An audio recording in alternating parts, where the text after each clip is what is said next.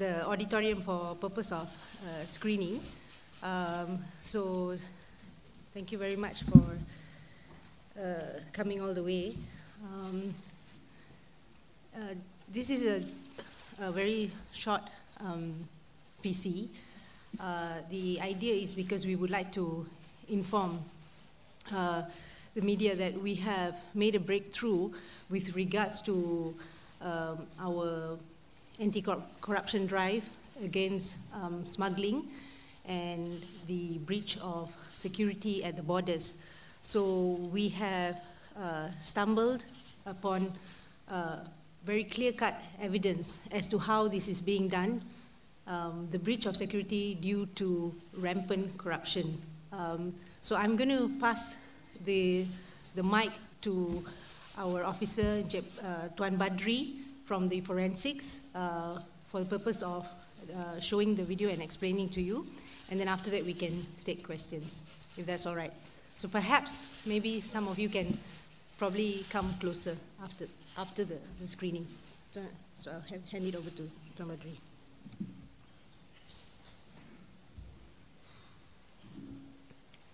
Bismillahirrahmanirrahim. Assalamualaikum warahmatullahi wabarakatuh.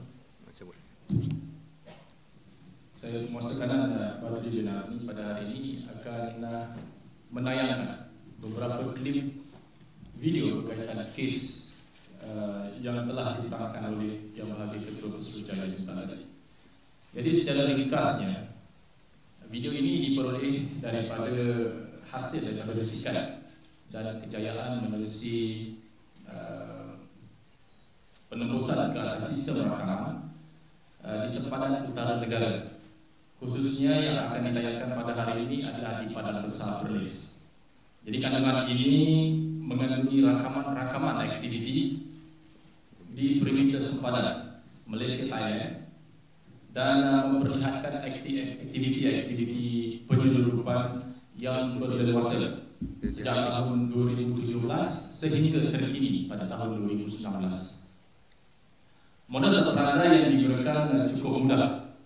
Berjumpa dengan anggota keselamatan yang bertugas di sepanjang sempadan dan mendapatkan kebenaran untuk memulakan aktiviti penyeludupan. Yang boleh dilihat di sini, kenderaan penyeludupan tiba dan seterusnya menghantar barangan yang diseludup melalui terus kepada sempadan. Dan aktiviti penyeludupan ini sering menggunakan waktu pertukaran shift anggota keselamatan, iaitu seawal jam 6 pagi sehingga pukul 9 pagi.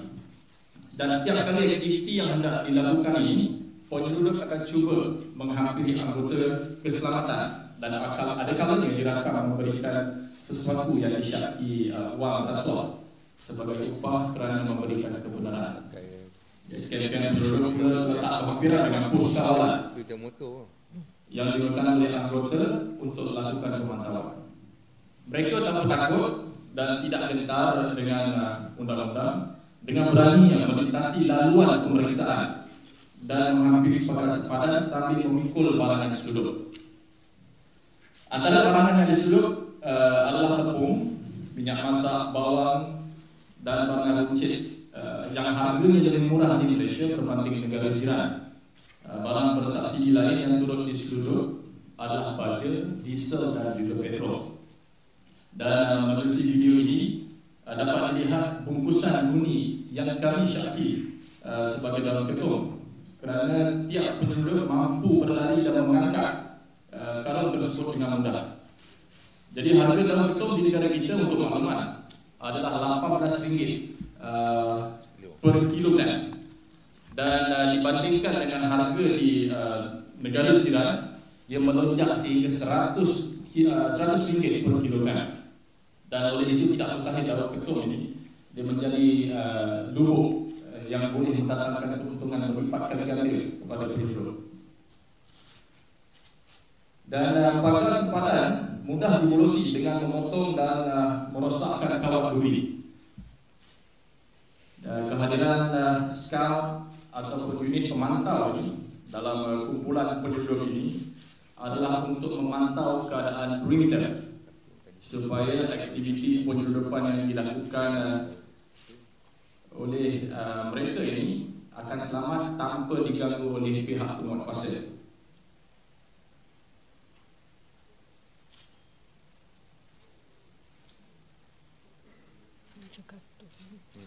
Dan mereka ini dilengkapi dengan walkie-talkie juga dan mudah untuk berkomunikasi dengan yang penduduk sama ada di Malaysia ataupun di seberang sempadan. Dan jika boleh dilihat di sini, pagar dirosakkan walaupun dalam keadaan sangat baik, ya, tapi mudah dirosakkan untuk menembusi sempadan itu dan juga membawa barang-barang yang masuk ke negara jiran.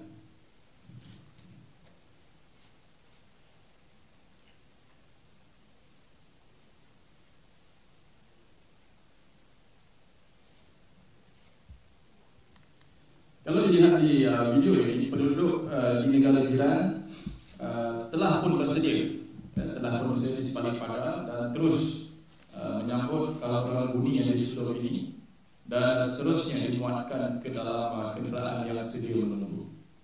Dan ini adalah unit pemantau yang saya katakan tadi yang akan memberikan isyarat sekiranya pegawai ataupun anggota penguatkuasa melihat pergerakan mereka di sempadan.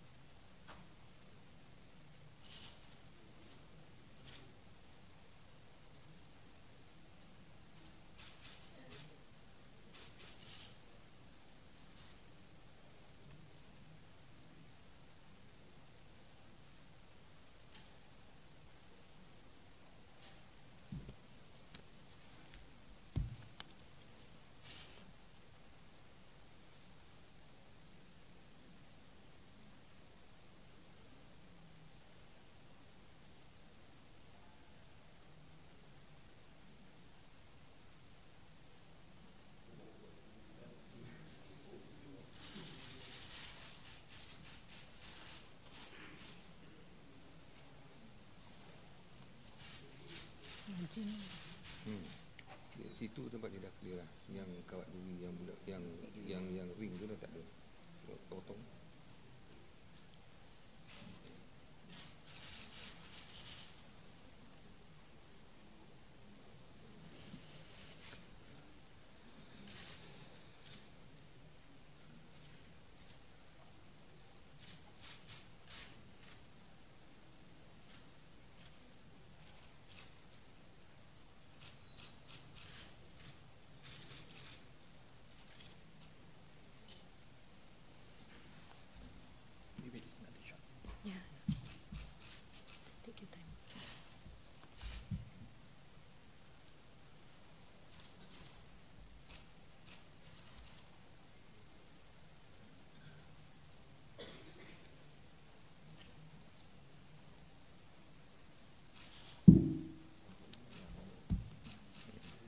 Dia berat dia ni.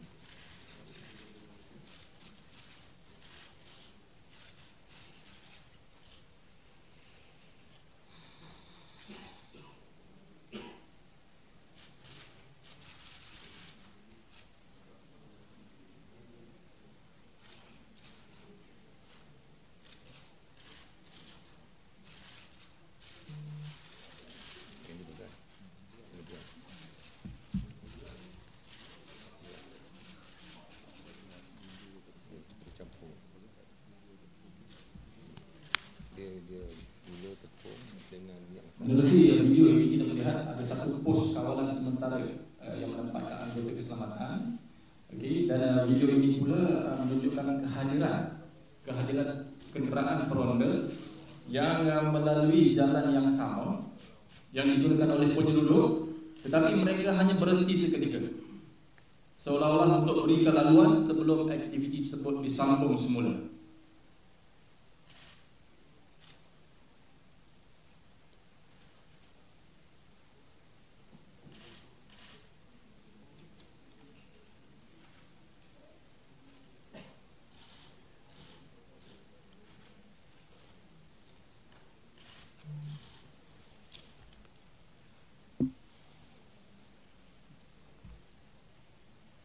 Okey, di sini kita lihat kehadiran ronda tadi, ya, melalui jalan tersebut. Dan duduk patah balik ke belakang. Okey.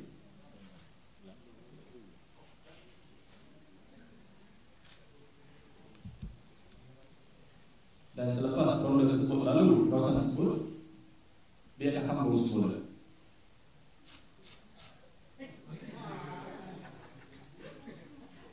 Penat dia, letih dia. Ini nama U-turn. Tak cek lah. Dulu one trip RM1 per trip. Rakaman dari CCTV juga memperlihatkan keadaan di negara jiran, okay, yang mana warga mereka telah sedia menunggu, okay, dan menyambut barangan-barangan yang telah disulut. Okay, antara kenderaan yang biasa digunakan adalah motosikal, okay, 4x4 dan juga kereta, untuk memuatkan kapal-kapal bunyi.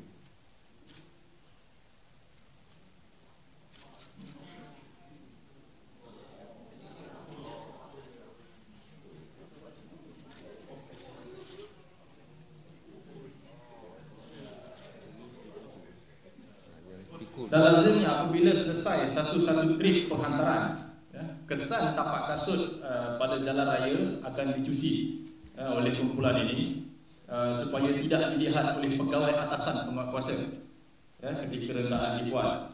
Ada ketikanya canvas direntang sepanjang lintasan bagi menutup tujuan tersebut.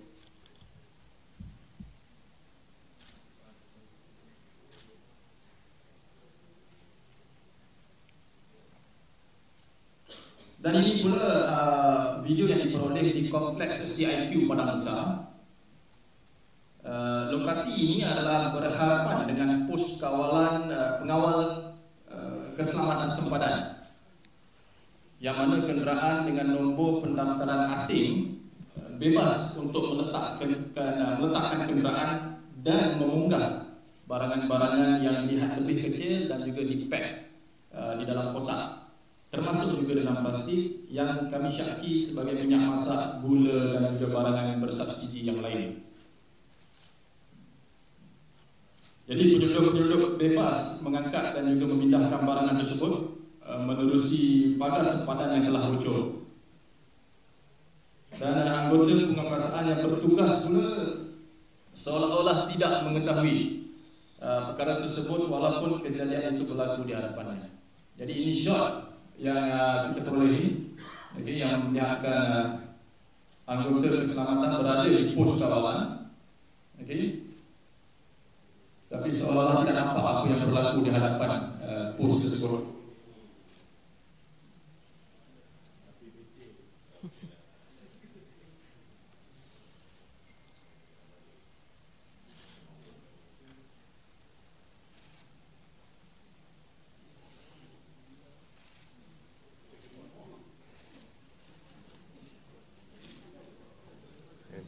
Normally business lah.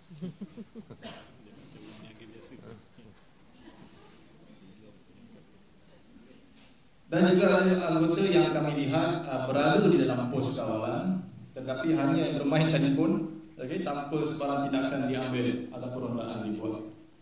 Okay. Jadi ada pegawai di dalam pos tersebut, kalau boleh dilihat, sedang memegang telefon.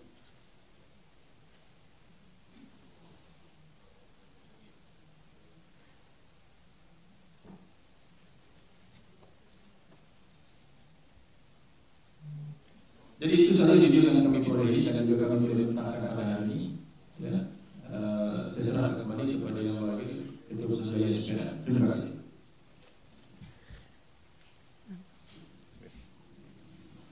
Okay, terima kasih Tuan Badri. Just for purpose of introduction, sorry I didn't start with that. Di sebelah paling kanan saya adalah Tuan Hussein, pengarah kepada Jabatan Forensik SPRM, dan of course on my right, I don't think we need much introduction, Datuk Seri Azam Baki, Deputy Chief Commissioner Bahagian Operasi SPRM, dan sebelah kiri saya Tuan Badri adalah Ketua Cawangan Forensik Audio Video di bahagian forensik. Jadi apa yang kita baru tunjukkan tadi adalah akan membantu dalam penyiasatan di pihak SPRM bagi tujuan untuk membantras aktiviti rasuah yang agak blatant. You can see it's very blatant.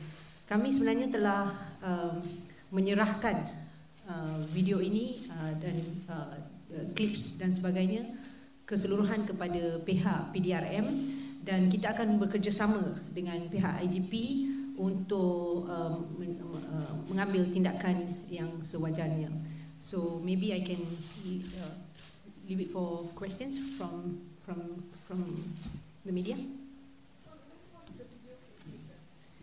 There are a series of videos. We have as back as 2000, I think as early as 2017, and as the latest one is sometime in May 2019, which means that it was ongoing for a long time. So have the individuals been detained already? I think it will be, because these individuals will be known to the PDRM, so we have passed all information to PDRM and they are taking the necessary action. Perhaps you can pose those questions to PDRM. What's their next move? Yeah. That's very difficult to assess, but this is a classic example, a manifestation of what else could be actually, been traveling across the borders. What we saw perhaps may be seen as not as serious as the other products, for example, illegal animal products or extinct smuggling of extinct animals or drugs, or even human trafficking. That could the fact that we have a case like Wan Kelian, this is a classic example. So because of this breakthrough, we now know how simple and how easy it is to let these things happen at the borders because of corruption. So as far as SPRM is concerned, our role is to make sure that this blatant corruption cannot repeat anymore. So the reason why we are exposing this is so that they know that they are now being watched, and we already know. I think that the manner in which you can see they were transporting, they're quite oblivious that they are being monitored. And they probably have been quite comfortable for some time. But we're not going to allow this to happen. And we are working together with PDRM on this.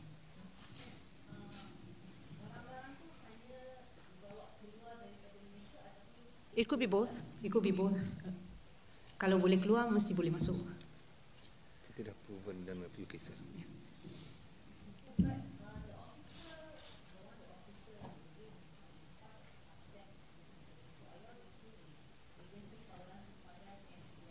Ya, ya.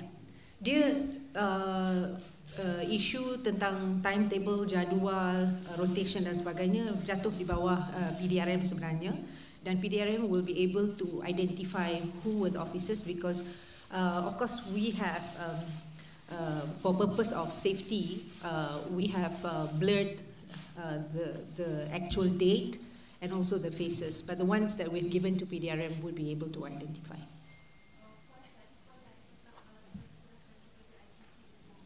Ya, baru saja.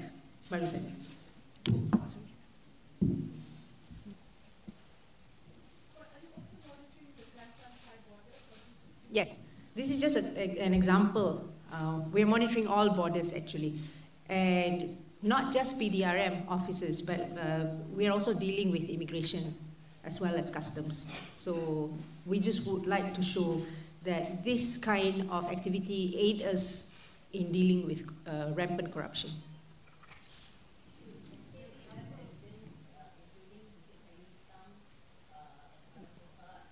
Yes.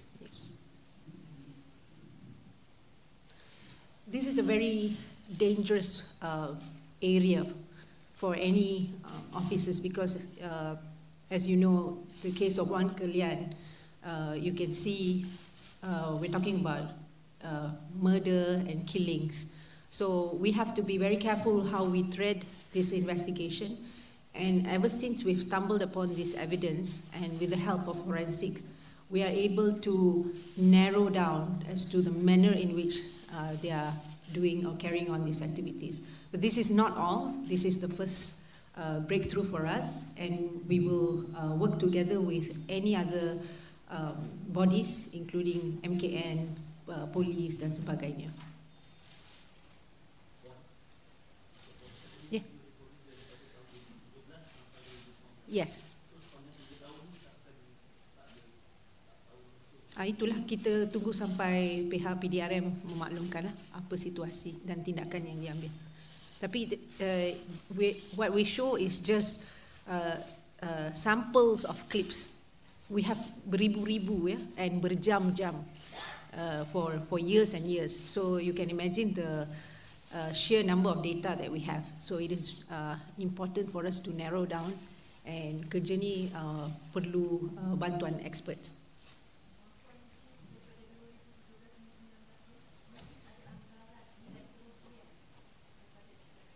Susah nak bagi tahu di peringkat SPRM sebab kami pun baru memperolehi video tersebut, dan kami ingin dapat tahu setelah kita dapat investigation baru kita tahu apa jenis barang yang telah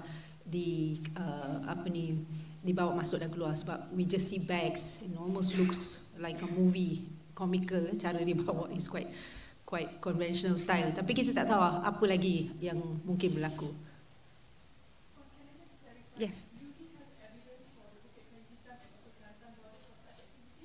We have evidence, but so far we haven't got a clear video recording like this. Perhaps there are, which we will now follow through, because what we were provided, but for safety purpose I shall not tell how, it actually opened our eyes that to the extent in which they have been doing it quite blatantly. So I think this needs more monitoring, more gadgets, more facilities, and that is why under the Jawatan Kuasa Memerangi Anti Rasuah, some basic requests have been made for various enforcement divisions, for example, for customs, immigration, and police, to be able to be provided with facilities, basic facilities like CCTVs, cameras, and things like that, so that they are able to capture what is happening. So these are things which we can do. It is all about intelligence gathering.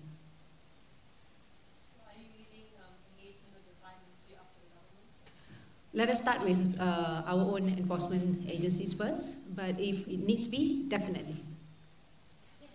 You say that you have a lot of data about things like this. Yeah.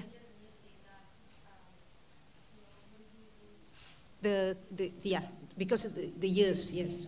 And what have you come up today to reveal this to us? Yes. Has it been an ongoing information sharing with the police, and they have not done anything about what they do this, or we just want to understand, is this at one where it's so super that you have right now, or at what point are we at? Yeah, thank you. The data came as a whole to us. It's not like years and years we've been collecting and passing to them.